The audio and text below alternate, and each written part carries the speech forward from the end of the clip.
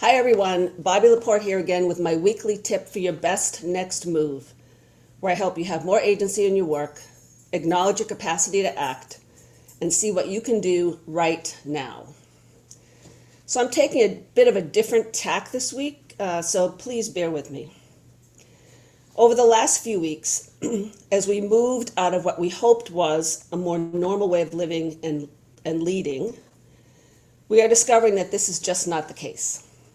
There is still uncertainty, fear, anxiety and doubt, and often paralysis, not knowing what to do or how to move forward. And there is exhaustion, pure, unabated, bone-crushing, and mind-numbing exhaustion. Hard to understand, even harder to describe. But I hear it, I see it, and I feel it when I speak with you. Look, I don't have the answers other than to tell you to stop, to step back, to connect to who you are and what is really, truly important to you. And it's not work. Be compassionate with yourself and everyone around you. There's no other option. And to that, I want to share a poem from the late Irish poet John O'Donoghue that's entitled, "For One Who is Exhausted."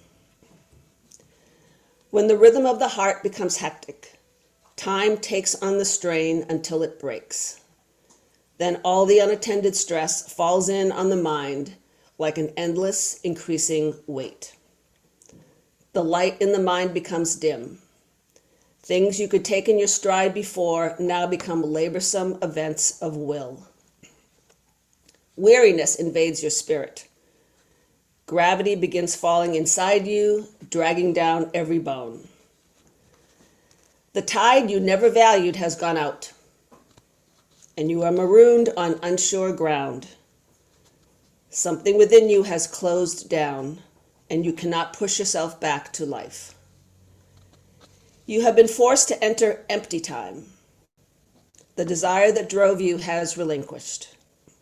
There is nothing else to do now but rest and patiently learn to receive the self you have forsaken in the race of days. At first, your thinking will darken, and sadness will take over like listless weather. The flow of unwept tears will frighten you because you have traveled too fast over false ground. Now your soul has come to take you back. Take refuge in your senses. Open up to all the small miracles you rushed through. Become inclined to watch the way of rain when it falls slow and free. Imitate the habit of twilight, taking time to open the well of color that fostered the brightness of day. Draw alongside the silence of stone until its calmness can claim you. Be excessively gentle with yourself. Stay clear of those vexed in spirit. Learn to linger around someone of ease who feels they have all the time in the world. Gradually, you will return to yourself, having learned a new respect for your heart and the joy that dwells far within slow time. That's John O'Donoghue, to bless the space within us.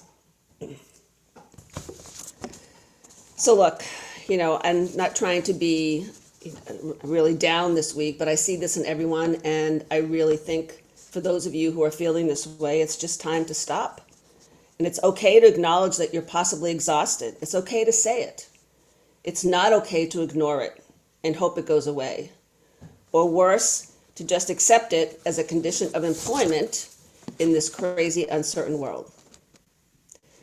As always, I want 2021 to be a year of momentum for you, one of possibility thinking that takes advantage of the agency we sometimes forget we have. So that's my tip for the week. I'll see you next Monday. Take care of yourself.